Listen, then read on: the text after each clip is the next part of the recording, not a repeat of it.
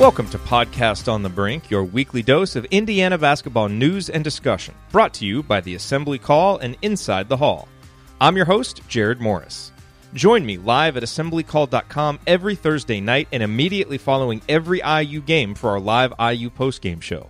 And visit InsideTheHall.com for complete coverage of IU basketball and to join the discussion in the Inside the Hall Premium Forum. Hoosier fans, it's Indiana basketball time. IU Basketball Mini-Series tickets are now available in 6-game or 3-game ticket packages, as well as individual games. This is your chance to check out the Hoosiers inside beautiful Simon Scott Assembly Hall. For more information, call or text 812-855-4006 or visit IUHoosiers.com. Go IU.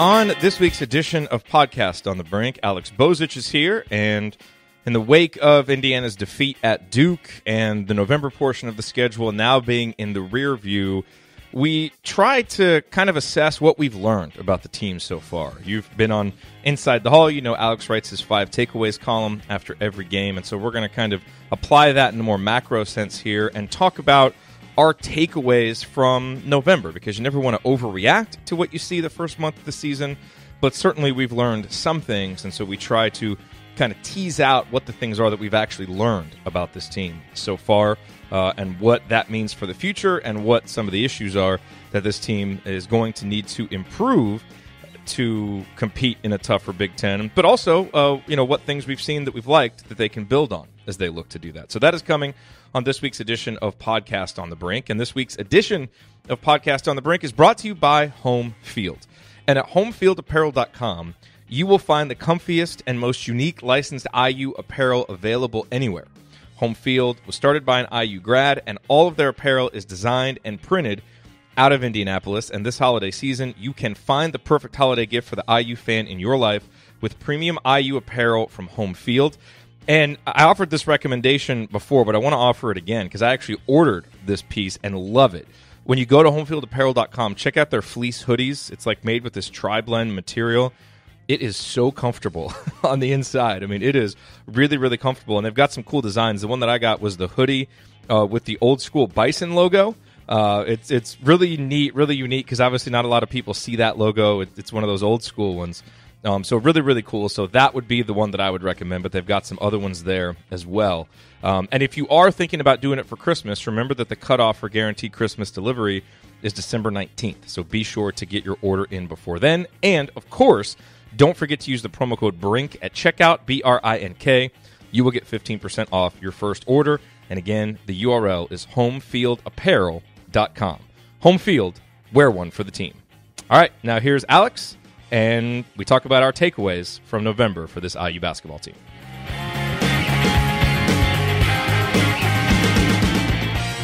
All right, Alex. So here we sit.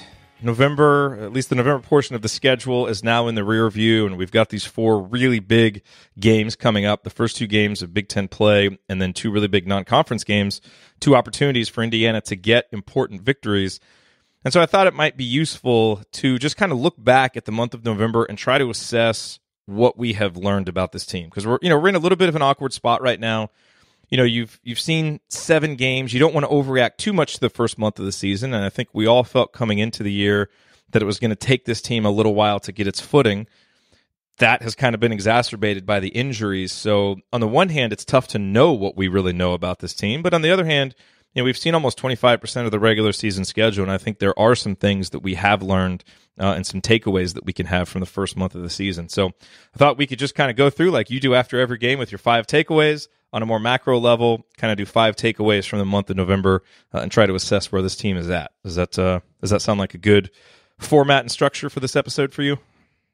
Absolutely. It's a situation where after the game the other night, I know we talked that we were both kind of going through a bit of a lingering cough issue, but also the Duke game wasn't one I don't think that either one of us were too enthused about discussing any further.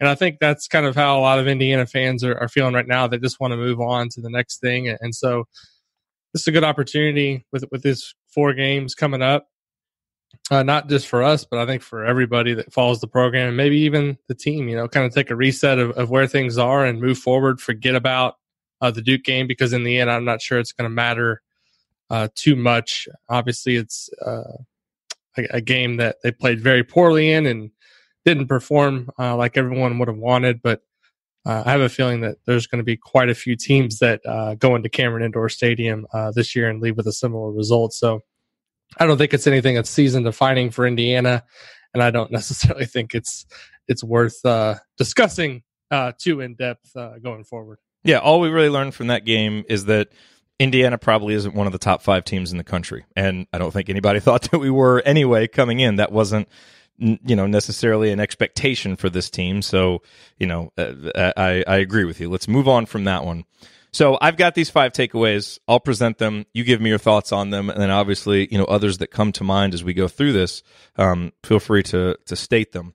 But let's start with number 1, and we'll talk about Indiana's 2 best players. My first takeaway so far this season is that while Romeo is Indiana's most talented player, no question, at least right now, Juwan Morgan is Indiana's most valuable player. And this is why Juwan cannot get into early foul trouble, especially on the road. We saw it in the Arkansas game. We saw in the Duke game, Indiana's 2 losses, the negative impact of Juwan missing a lot of time early. And to a certain extent, this may be a little bit unfair to Romeo to say, we've had that time without Juwan to really highlight how important he is and to see what it's like when Indiana has to play without him for a long stretch of the game.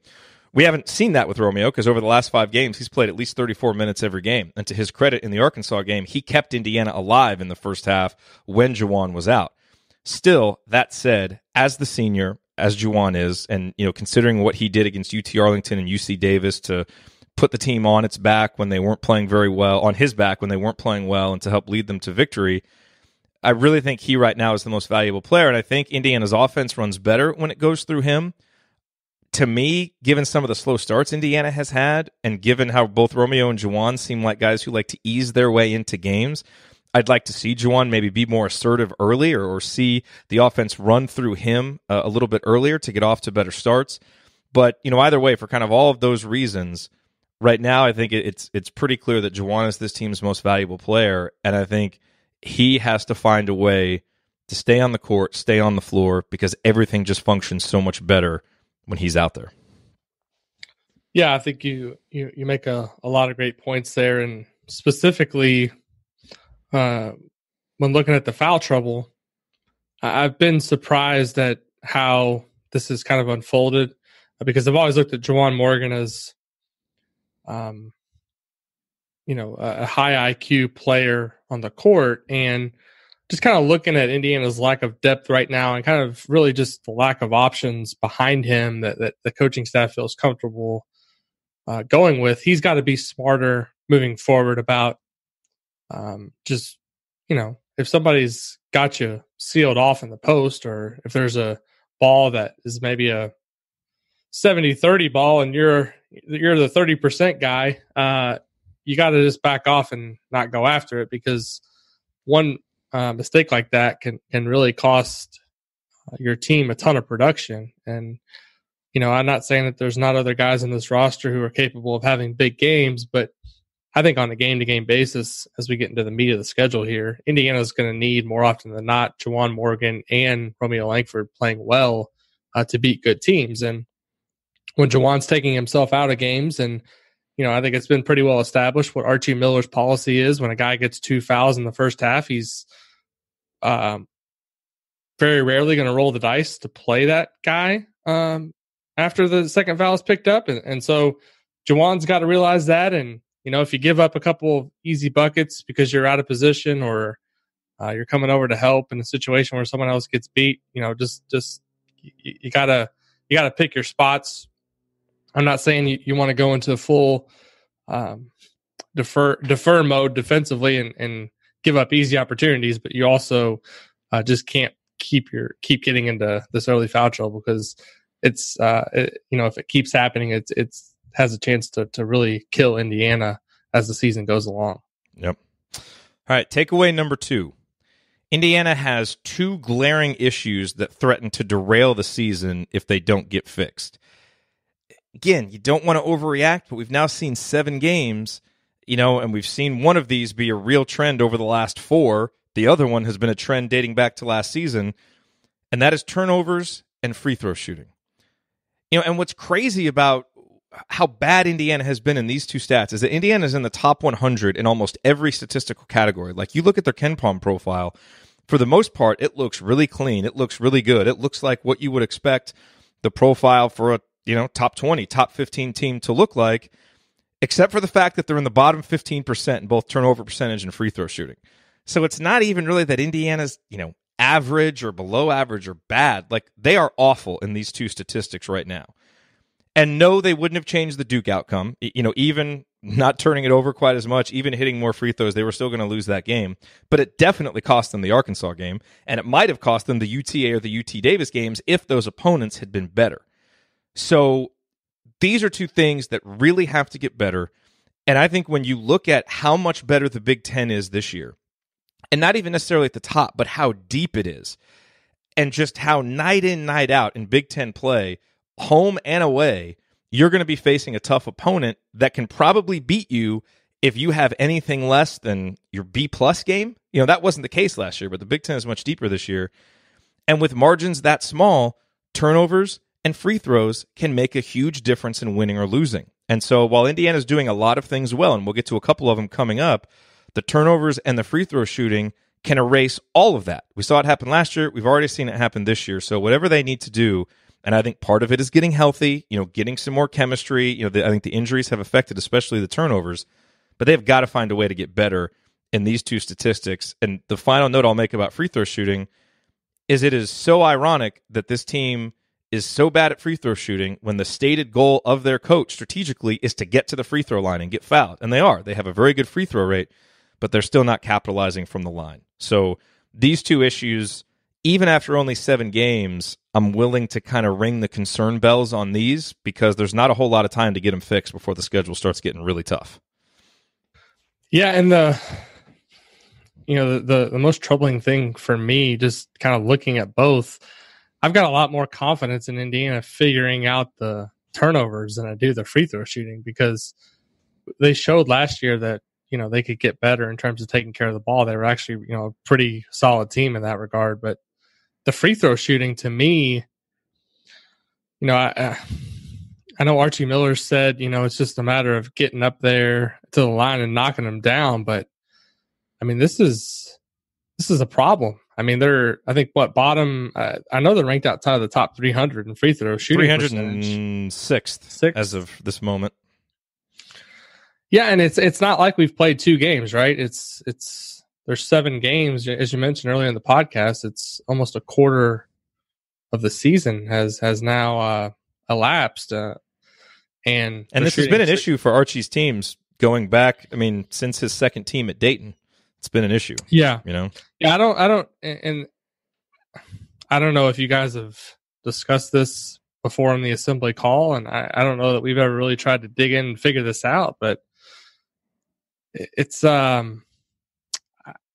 definitely concerning because free throws are supposed to be something that are a positive in terms of being rewarded for getting a team out of position or having an advantage offensively, and it's almost like you're watching Indiana and you don't want them to get fouled because you're. Can we take it out? Can we take it out of bounds, please? Right, exactly. So in this game tomorrow specifically, you look at Northwestern, they're fouling teams a ton.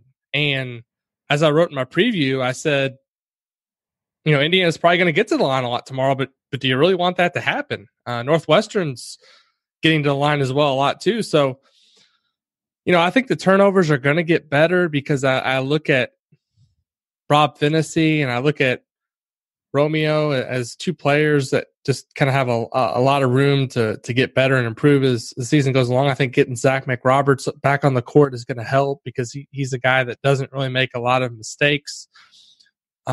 Devontae Green obviously is kind of up and down in terms of being able to take care of the ball. But, I think some of those problems in the games last week were maybe fatigue and just guys playing too many minutes. But the free throw shooting to me is just something that really sticks out kind of in red bold ink as something that needs to get better, because there's been teams that have lost big NCAA tournament games because they couldn't shoot free throws, and you don't. I mean, that's in terms of what Indiana fans will go nuts about in terms of why they lost a game. If they lose a big game because they missed 10 free throws, that's not going to sit very well with people. No, and we're definitely on track for that happening, given the way the free throw shooting has been. And again, to me, this is highlighted by how much better the Big Ten is. Because you're almost never going to beat one of the top 2 or 3 teams in the Big Ten when you're not shooting free throws very well. Because you got to take every opportunity you can against teams that are better than you. But this year in the Big Ten, you may not be able to beat the 9th, 10th, or 11th team if you shoot poorly from the free throw line, because the margins are so small between all the teams. And Indiana is better this year, but they're not so much better that they're clearly, head and shoulders above those teams and will have that much margin for error. So these 2 issues really need to get fixed, because otherwise Indiana is just throwing away possessions and throwing away opportunities for easy points, and they're just not good enough to do that. So that needs to get better. But let's go on now to takeaway 3, which is much more positive. Hey there, let's take a quick break and talk about tickets. As you know, getting tickets online can be complicated. There are hundreds of sites. Each has kind of its own level of reliability, which you never quite know what that is. And so it's hard to know who to trust. And that's why SeatGeek is the way to go. SeatGeek pulls millions of tickets into one place so you can easily find the seats that you want for a price that you're willing to pay. There really is nothing quite like being there in person, and SeatGeek will get you closer to the action for great value. So many big home games on the Big Ten schedule this year. You're going to want to get to some of them live, to see Jawan's last go-around in the Big Ten, to see what maybe Romeo's only go-around in the Big Ten, and to watch this IU team, see how they gel, see if they can compete in what is sure to be a rough-and-tumble Big Ten schedule this year. And when you're going to go see those games, whether it's an IU home game or in a road venue, SeatGeek is the place that you should go, because their entire system is designed to make the ticket buying experience easier than ever. As I've told you on many of these ad spots, what makes it so great is that they search multiple ticket sites, they grade every ticket based on value, and so it helps you to identify the best seats that fit your budget. Make sure that you get good value for your money, and this is really important, every purchase is fully guaranteed, so you can shop for tickets on SeatGeek with confidence. That is huge. I have the SeatGeek app on my phone. I use it. I think it's the easiest way to shop for tickets, and so I highly recommend it to you as well. Best of all, since you're a listener to Podcast on the Brink, you get $10 off your first SeatGeek purchase. So download the SeatGeek app, enter the promo code BRINK, B-R-I-N-K, and you will get $10 off your first SeatGeek purchase. SeatGeek, life's an event. We have the tickets. Now back to my conversation with Alex Bozich. Free throw shooting was an issue last year. Also, a major issue all season long was three-point shooting and three-point field goal defense. Now, some people will tell you that a defense doesn't really have much control over the percentage that an opposing team shoots from three. You really have more control over how many three-pointers you allow.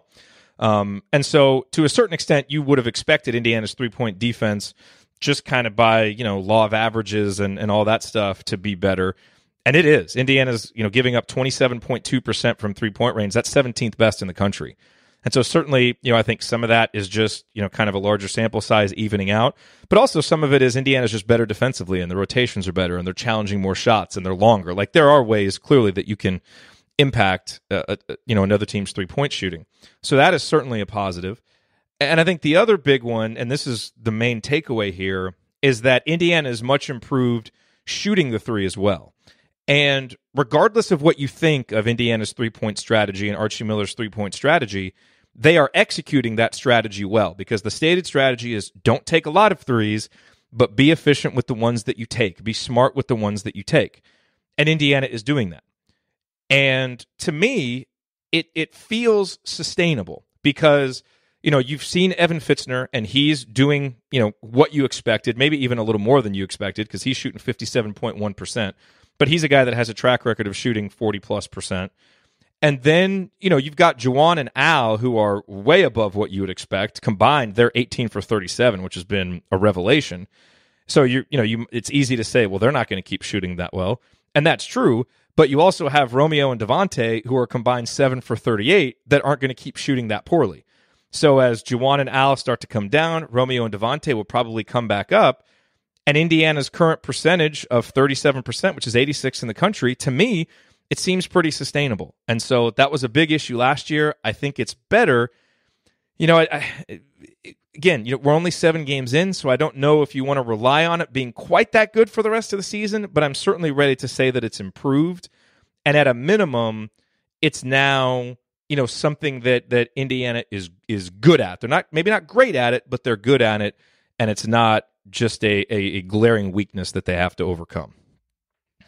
Yeah, I'd agree with that. And even beyond Romeo and Devontae Green, I think Robert Finney is a guy who will shoot better than 33%. I think that's what he's at right now on the season from 3. So if you can stay in that, 36 to 40% range, I think it's, we know Indiana's not going to be a team that comes out and hits 17 or 18 threes like we saw at times under Tom Crean. It's just not how they're going to approach the game. It's a more controlled setup in terms of how the offense is executed. But I would be encouraged, if as an Indiana fan that has come along and is better than what we saw last year, and is maybe something that in a few key road games that could be something that puts Indiana over the top. Maybe they do have a game where they get hot. Evan Fitzner's shown that he's capable of coming in and hitting some shots from the perimeter. Juwan Morgan looks a lot more comfortable in doing so. And, I don't have a problem if Indiana is going to be a team that relies on the 3 occasionally. But I think it's, as we saw kind of with the last regime, you mentioned this kind of being sustainable. I think in terms of just building a program and building a team that can win on a year-over-year basis, you don't want to be so reliant on the 3-point shot. You want to be a team that can generate points in other ways. And I think that's one reason the free throw shooting is so concerning to me right now, is because Indiana's generating a ton of good opportunities for themselves at the rim. And then when they get fouled, they're kind of flushing those points away because they can't execute on the free throws. So, the 3-point shooting, I think, is definitely something that's gotten better. And hopefully it's something they can continue to improve upon. I think that's one thing definitely Romeo needs to kind of improve upon as the season goes along. I mean, he's probably a lottery pick regardless of how his final number ends up, but 6 out of 27 so far is not where he wants to be. So we'll see how it goes moving forward with this team. But I think there's, a lot of things to be encouraged about with this team's offense, and 3-point shooting is definitely one of them. The crazy thing about Romeo's 3-point shooting is it hasn't been good overall, but it feels like the ones that he's made have really been big. Like he made those 2 at the end of the Arkansas game. So, he's made a few of the clutch ones. Now he's just got to hit them more regularly throughout the games. And I don't think anybody expected him to be an elite 3-point shooter coming in, but certainly you expect better than 22.2%. And it's only been 27 attempts. So I think he'll be fine and get better in that regard. Takeaway number 4. With Race Thompson's injury issues and with Clifton Moore and Jake Forrester's inability to crack the lineup or earn Archie Miller's trust, Deron Davis is a much bigger factor for Indiana early in this season than I expected. And, not to mention, in addition just to the opportunity and the need for him to play minutes, he looks healthier than I anticipated. He looks a little bit more nimble. Not that you would describe him as nimble, but he just looks better than I thought he would. And you're still seeing some of the ups and downs from a guy that, as Archie said, is going through the final stages of his rehabilitation in season, which isn't ideal. You'd rather do that in the offseason. And so, he plays 23 minutes against Arkansas, is really effective, played an important role in that game, and then had to sit out, because he's experiencing some soreness. And so you're still seeing some ups and downs in that regard. But, against Duke, he was one of the bright spots for Indiana. And so, he's really risen to the occasion in some important games when Indiana needed some veteran leadership to stand up. And he's, probably done more than would have been ideal, but with Indiana's injury issues, he's had to. And so that is that's one of the more positive takeaways from early in the season is I didn't expect much from Deron until January, and so he's already given a lot more than I thought. And as long as he can stay healthy and they can kind of manage those minutes and manage the soreness and that rehab continues to go, he's going to be a big factor for this team throughout Big Ten play, and that's a really encouraging note from the first 7 games. Yeah, and he was the guy that we talked a lot about in the preseason, just wondering how what his role would be on this team. And, I wondered if he was going to have much of a role. And a lot of that was because of just, he's not the most athletic guy in terms of being able to run the floor and kind of get up and down. And I wondered how that would kind of mesh with how Indiana wanted to play this year. And then also was just curious to see, after talking to a lot of people familiar with an Achilles injury, how difficult it is to come back. But give him a lot of credit. He's played pretty well for the most part when he's been on the court. I don't know that he can play himself into shape to where he would be if he had a full off season to kind of get ready. But if he can go 15 or 20 minutes a game, that's a pretty significant boost for Indiana, just because when he does catch the ball deep and gets position, he's an effective finisher, and he gives kind of Indiana a different dimension that they don't otherwise have. And so, one of the things that we talked about in the preseason was the potential for this team to win games in a bunch of different ways because of its depth and the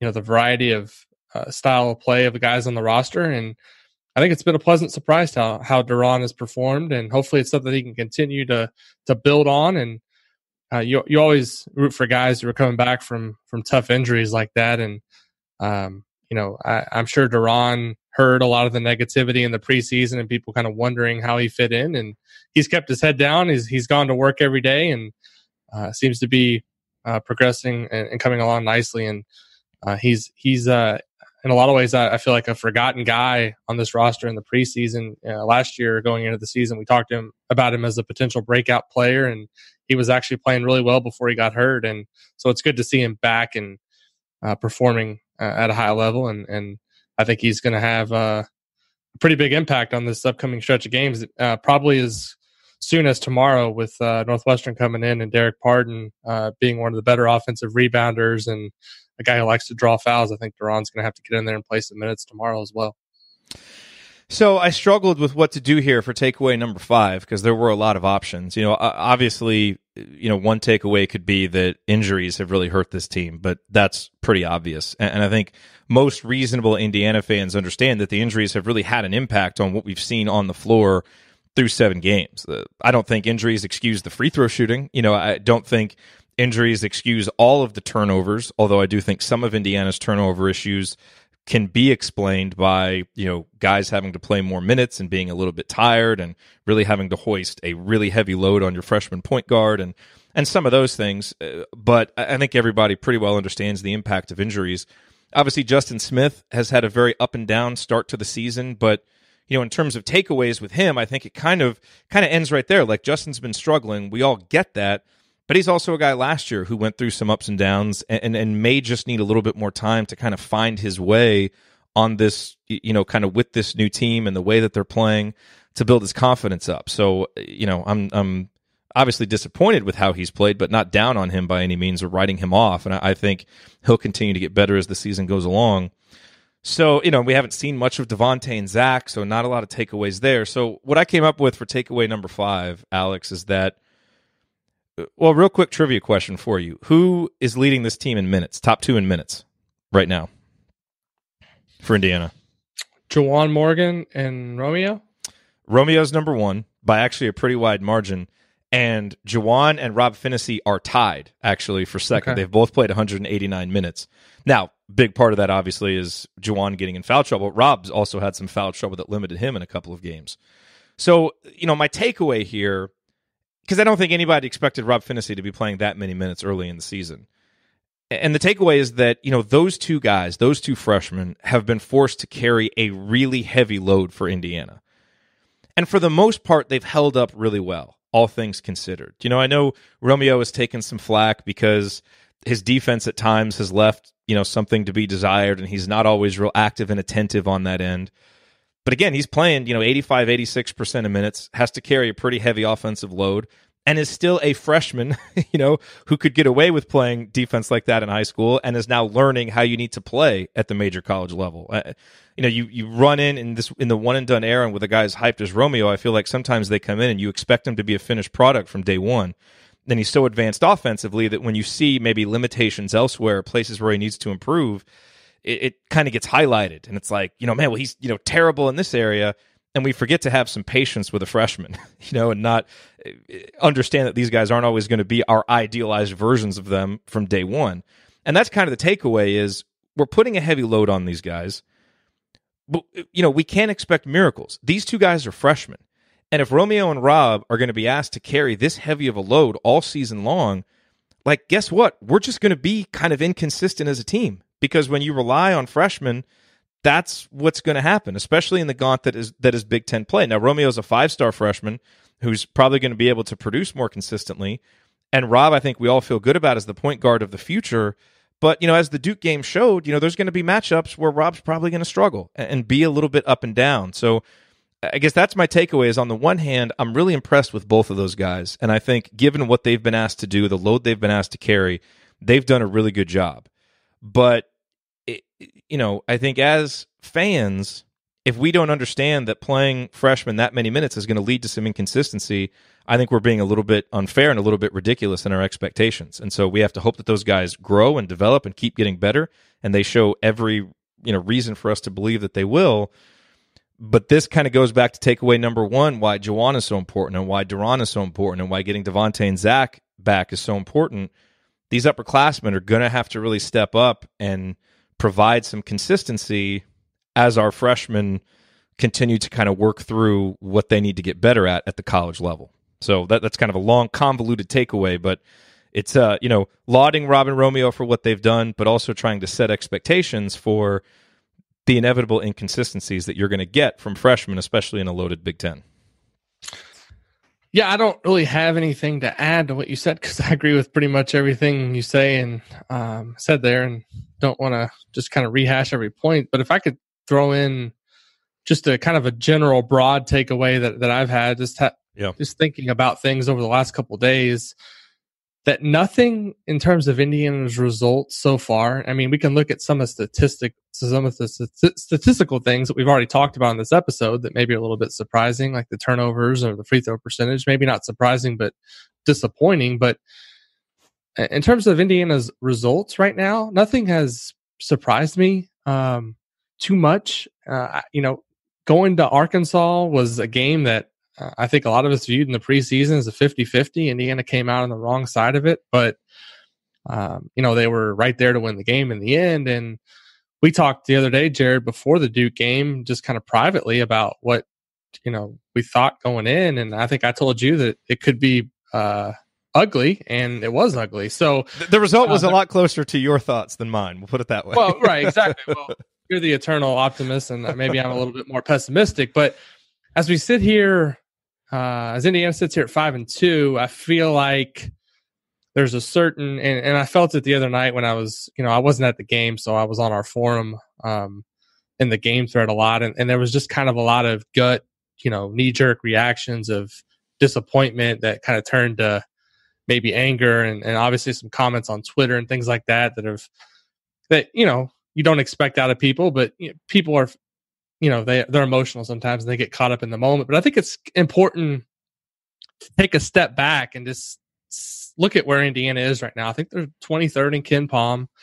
They're 5-2. They've obviously lost 2 road games, and I think we're going to learn a lot more about where this team really is over these next 4 games than we did from the first 7. Does that make sense? I mean, absolutely. It's not time to hit the panic button. Now, if they go 1-3 over the next 4, then you can start pounding the panic button. But right now, it's November 30th, right? It's almost 4 months to go until 4 or 5 months before the tournament would start. 4 months, I guess, before it would be in the meat of the NCAA tournament.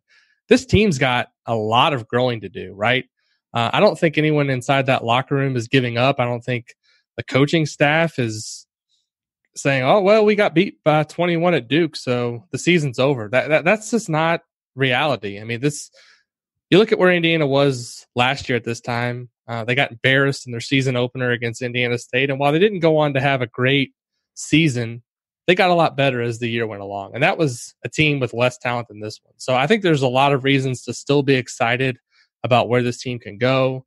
And I know as people are, they have so much invested in this that, this is, they love Indiana basketball, and that's what allows us to do this show every week. And this is what allows you and the guys to have assembly call. This is what allows me to enjoy running at such a great community at Inside the Hall. But things are going to get better, I feel like, as the season goes along. So it's important to kind of step back. Remember, there's a lot of things that have not gone right for this team so far, but a lot of them are fixable issues. And it starts with the injuries. Getting healthy, I think, is going to give this team a huge boost. And I also think that the lumps that they have taken on the road so far are going to pay off at some point. It's going to be a good thing for Indiana to kind of challenge itself early in the season when they get into the meat of the Big Ten. Yeah. And look, I understand some of the impatience a little bit because I feel it myself at times. We all want Indiana to be back in the conversations with the elite and to be, in the top 20 and to, be taking NCAA tournaments for granted and just thinking about seeding rather than, good Lord, let's, break a 2-year streak of not getting there. Like, I get all that because I feel it. And I think it's enhanced this year because people know that we have Romeo for 1 year. And so there's pressure on this season to really mean something and to show something, not to mention because Juwan's going to be gone. And so I understand all that. And it's so easy with each game to magnify what it means. And so that was one reason I wanted to do this episode and kind of take the macro step back because I get caught up in it too, hyper-focusing on games on a post-game show. So it's always nice to kind of step back, have that perspective. And I think when you do that, especially given the context of just the insane amount of injuries that this team has suffered, it kind of makes where they are make some sense. But, with some of the issues that we've talked about, they've got to get fixed, and they've got to get fixed fast because now all these things that we've talked about for the first 7 games, now they really come into focus with these next 4. And as you said, if Indiana really struggles, if they go 1-3 and this doesn't go well, now, like you said, you can start pounding the panic button. But let's see where we are. Like this, we knew this 5-game stretch was going to be really important. It was going to be a gauntlet. It was going to teach us a lot. Let's see. We're healthier now. Hopefully we can. We're going to have to work through some things on the court, I think, and get some of that chemistry going. But these are big opportunities for wins and a really big opportunity for Indiana to build some positive momentum that you really kind of felt after that Marquette game. That's kind of been lost over these last 4 games. But, it just takes a couple of wins, a couple of good performances to start building that confidence, get everybody feeling good playing together, and then hopefully Indiana can get rolling. So still a lot to be excited about for this team, a lot in front of them. And it's a team that I think we always thought was going to struggle early a little bit, have some ups and downs, and they have. And now we'll find out where they are over these next 4 games. Jerod, what do you think is realistic over the next 4 games? I mean, I know you mentioned 1-3 was kind of, hey, we would say, hey, it's time to hit the panic button. But is it 3-1 as kind of the number you're looking for? And I don't know that you can necessarily say, hey, they need to win all 4 games or they should win all 4 games. But I think 2-2 needs to be the minimum. Okay. You win your home games against Northwestern and Louisville. Those are the 2 lowest rated teams of the 2 teams you're going to play. You want to protect home. So to me, there's a scenario if you win your 2 home games, depending on how you lose to Penn State and Butler. If those are close, hard-fought games and, you lose because a bounce goes, the other way, I think you can still feel okay. Now, that'll hurt NCAA tournament seeding. As Andy talked about last night on our show, you really you want to win one of those games because they're away from home. Especially the Butler game because it's your only other chance to get a win away from home in the non-conference. So I think 3-1 is kind of the benchmark. 4-0, obviously, you're feeling ecstatic. 3-1 is the benchmark because you've gotten a win away from home. 2-2, you can feel okay about it if you played well in the other 2 games, and anything less than that is, maybe not an outright disaster, but it's bad and definitely time for concern. So that's kind of how I would play it, or how I would view it. The thing I'm looking for is, as you mentioned, protect home court. That was something Indiana couldn't do reliably last year. And I feel like they have a good enough team and they're going to have good enough crowds here coming up that they should be able to win every home game. Now, I'm not saying every home game the whole season, but in this stretch, you feel like they need to beat Northwestern and Louisville. The Butler game now, to me, looks a little bit more tricky than it did maybe in the preseason, because Butler's played pretty well as of late. But I still feel like from a talent standpoint, it's a game where if Indiana goes out and plays its best, and there's still 2 weeks to go before that game, so Indiana could look totally different, right? They could be playing a lot better. Remember last year, they beat Notre Dame, and that was at the time when Notre Dame was a really good team. People forget about that, because at the end of the season, Notre Dame was a shell of itself with Bonzie Colson's injury. But at that point, Notre Dame was a really good team. And that just kind of goes to show you how quickly things can change when at the beginning of the season, Indiana goes from losing Indiana State and then beating Notre Dame, a little bit more than a month later. So, and then lost to Fort Wayne soon after that. Right, exactly. I mean, the inconsistencies of that team were glaring in that stretch. But I think the Butler game is going to be a real good litmus test of where this team is, and that's 2 weeks from tomorrow. So a lot of exciting hoops coming up here in the next 2 weeks. The Big Ten ACC Challenge, I thought as a whole was excellent. Would have liked to see the Big Ten pull out the win, but so far, the Big Ten has really set itself up to have a season where it could maybe have 7 or 8 tournament teams, depending on how things go, because you take care of business in the non-conference schedule, and that's, I think, one reason it's important for Indiana to get wins over Louisville and Butler, because that kind of bolsters the non-conference resume, but then also just helps the league in general, because when they do get into conference play, Northwest or Nebraska last year kind of ran into the problem where they beat a ton of teams, but none of the teams that they beat had accomplished much, so those wins didn't mean anything. I think this year, you get in league play and you win 11 or 12 games, and you're going to feel really good about your resume. Yeah, I mean, the Big Ten schedule is crazy. I've tweeted this stat out a couple of times. Alex, there are 14 Tier A games in Big Ten play right now for Indiana, which basically means a Tier A game, I think, it's either a top 25 team at home or a top 50 team on the road. 14 of those. And then there are 4 other Tier B games, which is, I think it's a top 50 team at home and then or up to a top 75 team on the road. So, I mean, and then, there's only a couple games like home against Illinois and Rutgers that don't register on that scale that Ken Pom has. That is crazy. I think last year Indiana had 6 Tier A games all throughout the Big Ten schedule. So, I mean, that just underlines how difficult on a night-in, night-out basis conference play is going to be this year. And that's why some of these issues for Indiana really need to get fixed. And this 4-game stretch, I think, is going to tell us a lot about Indiana's readiness. And then again, you look at that January schedule after you open at home against Illinois, and this has been talked about a lot. The next 5 games at Michigan, at Maryland, home against Nebraska, at Purdue, at Northwestern. I mean, that is not a stretch for the faint of heart.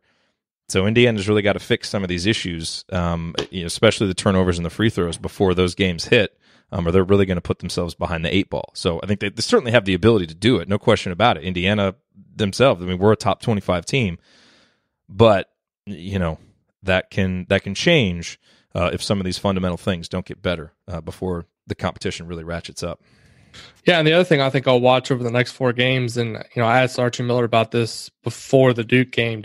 They had, I think, the first 6 games of the season they had held every opponent under a point per possession. So to me, that kind of said, this team has played pretty well defensively. Obviously, didn't think they were going to hold Duke under a point per possession, but these next 4, how do they do in that regard? I mean, can they hold 3 or 4 of those teams under a point per possession? I think, to me, that bodes well, because I think defense is how Archie Miller wants to win games. And so as much as we're talking about the free throw percentage and, the turnovers, but, if they can continue to defend at a reliable clip, I think they're going to be able to stay in most games. All right. Well, thank you for being here with us for this episode. Alex, you and I will talk again next Wednesday. By that point, Indiana will have 2 Big Ten games in the book. So we'll either be, kind of celebrating, feeling good after a 2-0 start, or, licking the wounds from a 1-1 or worse beginning. But hopefully the Hoosiers come out, play well, get off to a good start in Big Ten play, and we have some positive takeaways from those games to discuss on Wednesday. For sure. And, last year I wasn't sure how I was going to feel about these early Big Ten games, but now that we've been through it, is this the third year for it or the second year? This is the second year, I think. Okay. Let me look to be sure. Yes, this is the second year of the early Big Ten games. Yeah, last year it felt kind of weird, but this year I'm actually looking. I'm looking forward to it. Rather than Savannah State or Texas A&M, Corpus Christi coming into Bloomington, there's Northwestern coming in tomorrow, so it should be a lot of fun. Yeah, it should be. All right, have a great weekend, everybody, and we will talk to you on Wednesday on the next edition of Podcast on the Brink. Thank you for listening to this episode of Podcast on the Brink. We always appreciate you being here. Remember to join me and my co-hosts for more IU basketball talk at assemblycall.com, and visit Alex over at insidethehall.com for complete coverage of Indiana basketball. If you want to support Podcast on the Brink, here is the single best way to do it. Tell anyone you know who loves IU hoops about us and suggest that they subscribe. Podcast on the Brink can be found on Apple Podcasts, Google Podcasts, Spotify, and everywhere else podcasts are available. Tell your social media followers, email your friends, text your family members. For weekly discussion about IU basketball, they need to be subscribed to Podcast on the Brink. We'll talk to you next time. Go Hoosiers.